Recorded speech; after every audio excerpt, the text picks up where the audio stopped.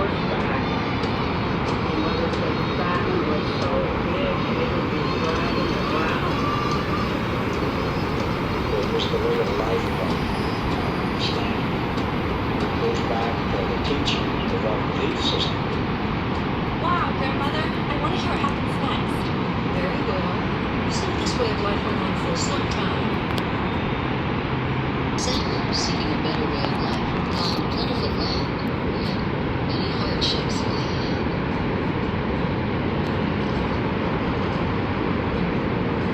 My two great uncles were the first of four brothers who had come here in 1882. They were immigrants from Canada, and their family had been in Scotland a generation before them. Archie and I took up 160 acres of land. Of course, I had not indeed yet become a Yankee all the same. But the Yankee chose land over my Grand Coulee, which they looked quite lush and green in the spring, but severe winter in the year. Family never failed. The brothers ended up in the sheep business. You could work in the sheep business, exchanging your labor for a third of the land. So that it was a place for people to make a start.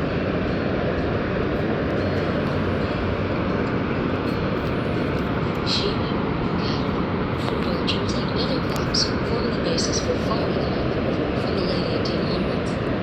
Farmers throughout the West prospered for a time, but arid conditions, more typical to the region, returned.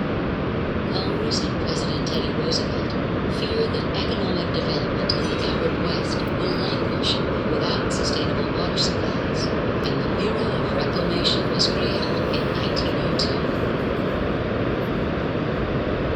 Reclamation's role becomes even more critical after the stock market crash of 1929 and then the Dust Bowl of the 1930s. The effects of the Great Depression uproot thousands. Newly elected President Franklin Delano Roosevelt forms the New Deal, designed to put Americans back to work. One of these massive public works projects is Grand Coulee Dam, designed to bring much-needed irrigation to arid farmlands. Grand Coulee will be built and operated by the Bureau of Reclamation. Many unemployed workers stream to Grand Coulee when they hear about this project.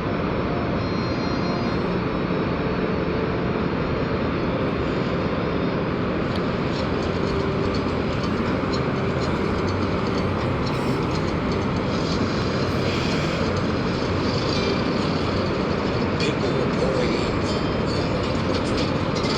We don't realize today what a real depression is like when 25% of the people are out working.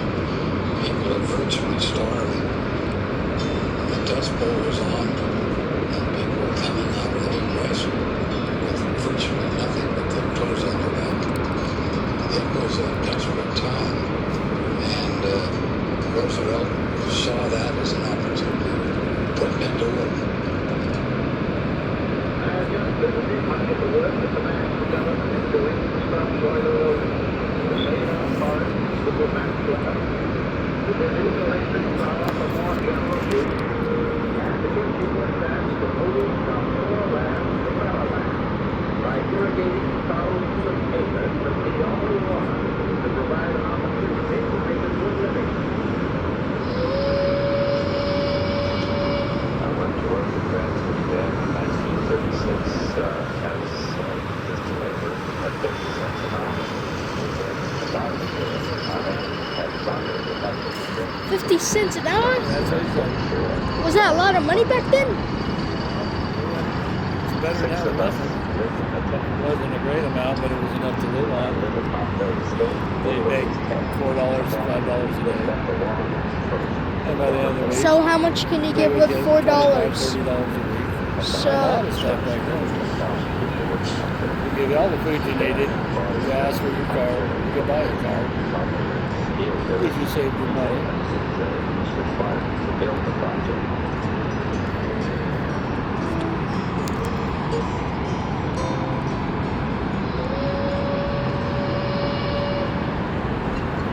The farm, we will come to those like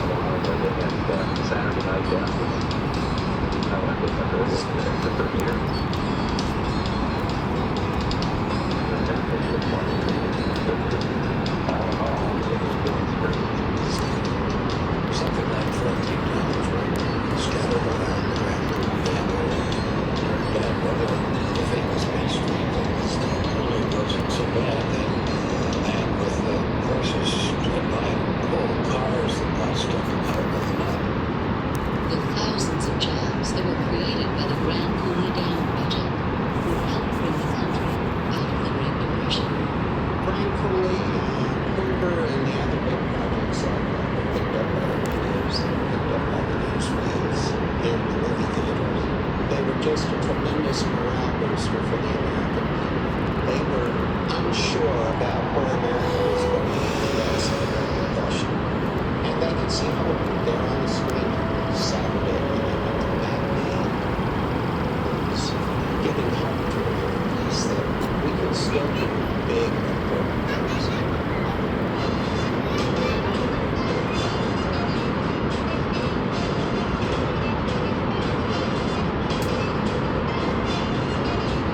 The tremendous Columbia River, flowing 1,200 miles from its headwaters in British Columbia and flowing into the Pacific Ocean, is one of the Earth's most powerful river systems.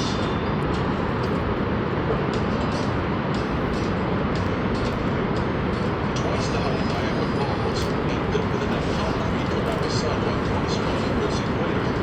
When it's completed, Grand Coulee Dam will be considered among the 7 wonders of the modern world, alongside some of the most awe-inspiring constructed works, such as the Golden Gate Bridge, the Empire State Building, and the Panama Canal.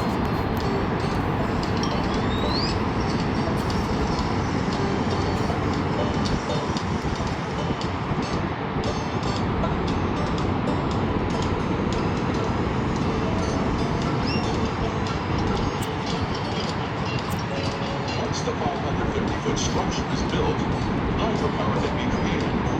Water controlled by the dam rains down tubes called penstocks into rotating turbines. The sheer force of gravity allows the rushing water to join the blades of the turbines, which in turn rotate a shaft and electromagnet called a rotor. This whirring rotor sits in a copper ring, causing the dynamic electrons in the copper to produce electricity. And that powers 2.3 million households. Truly a renewable resource, the waters released back into the river and can be used again to create more hydropower at the 10 other dams downstream on the Columbia. Grand Coulee Dam, proof of human ingenuity.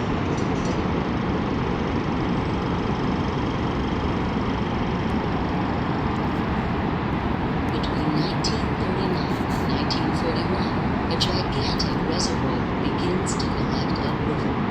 This will be called Lake Roosevelt.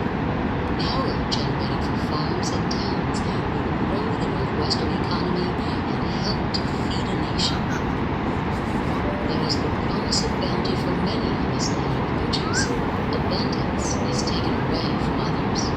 Salmon, as well as steelhead and lamprey, are prevented from swimming to the Kettle Falls or Little Falls fisheries in the Upper Columbia and Spokane Rivers. Salmon were traded quantity in our major food supply. And so when they stopped the salmon from coming up past Coulee Dam into our fishing sites, it just disrupted our whole system. Homes and livelihoods and 56,000 acres of land are inundated prior to the dam's completion. And they were getting rid of everything along the shore, all the way up from Coulee Dam through up to Kettle Falls. They removed all the houses that were torn down. Just to make those food happen, I guess. The Colville and Spokane tribes, mourning the loss of this source of vitality, natural balance, and great cultural significance, gather in 1939 at Kettle Falls in the first ceremony of tears.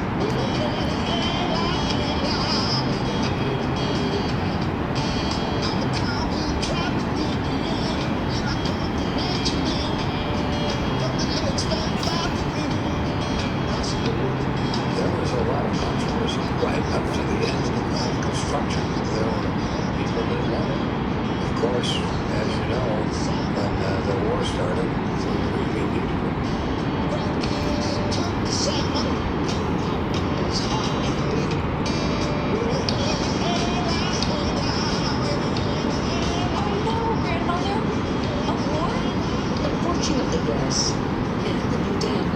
country overcome it.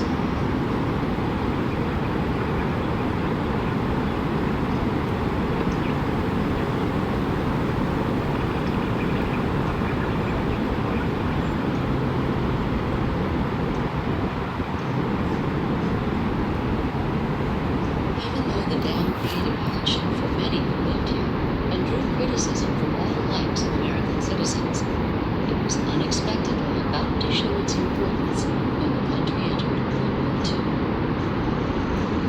Yesterday, December 7th, 1941. A day between life and infamy. The United States of America was sending in the everything back. That was the Pearl Harbor thing, I think. It was funded into shipbuilding on the coast. It was funded into aircraft building. It went into boom centers, which were vital for aircraft industry. And then a large percentage of power went to land conservation for the atomic bombs that were toward the end of the war. The Bonneville Power Administration, authorized in 1937, allows for the maintenance, transmission, and sale of power created from Coulee and other federal dams in the Columbia River Supposed to system. be about, I thought, about 250 years. Authorized to need 15 coal-fired plants or 6 nuclear plants to equal the hydropower that would be produced here. In 1950, President Harry Truman speaks at the dedication of Grand Coulee Dam. This visit strengthens his resolve to promote further development of the river, providing flood control in times of unpredictably high runoff, as well as enhancing water storage and hydropower. This is a great occasion. We've come here to dedicate Grand Coulee Dam, the mightiest structures man has ever built. For this dam, man's ingenuity and perseverance have dramatically transformed the energy of a mighty river into a great new source of national strength. New jobs, new industry, new opportunities have been created. Grand Coulee Dam, with its tremendous power and irrigation benefits, is an instrument of our democracy, forged to contribute to a better life for ourselves and our children.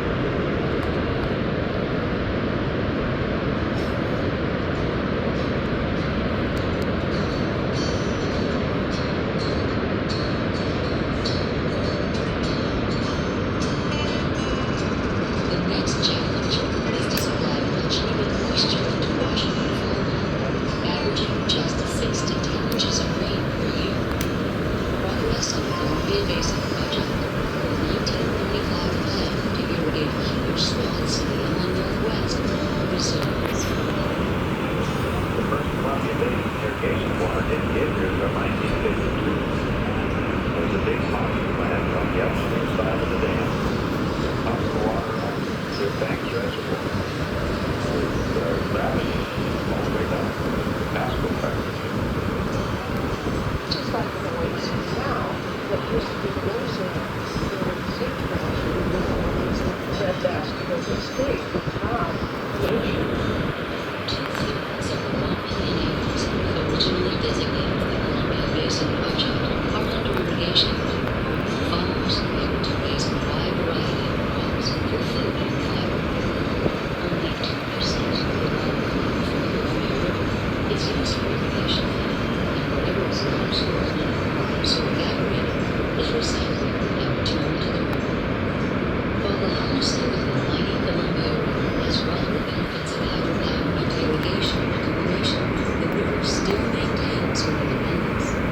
In 1948, the city of Vanport, Oregon, is destroyed by massive flooding.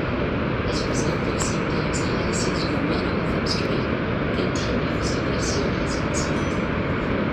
That fire reminded me about he carried me on his shoulders.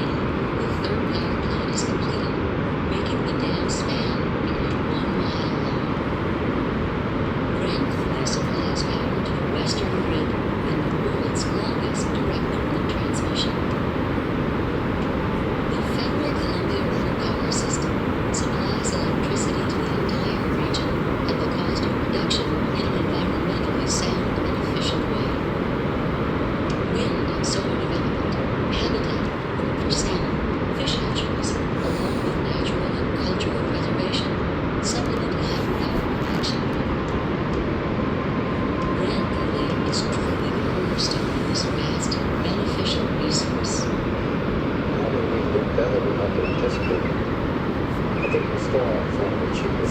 Like people that supported the world were actually was what brought, I think, for the benefit of not only this area, but the whole country. I've come up here with my family for 40 years, fishing, camping. Now my grandkids are joining us. It's a place we know we can always come back to reconnect with nature. We always see something. Because of Grand Coulee Dam, many new recreation areas were created, like Roosevelt National Recreation Area behind the dam, and Banks Lake, the 27-mile-long reservoir south of the dam, and their surrounding landscapes, which include hundreds of acres of habitat, now protecting many species of animals and plant life native to this area. The addition of resident fish in the lakes and the many opportunities for recreation, solitude, and fun make this a special year-round destination, attracting over 1 million visitors to the area every year. The dams have created a different ecosystem than what was here, but the benefits of the dams have been great.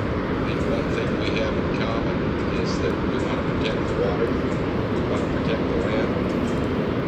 One of the first things that we had to do was learn our history. Where did we come from? Even if we know where we come from.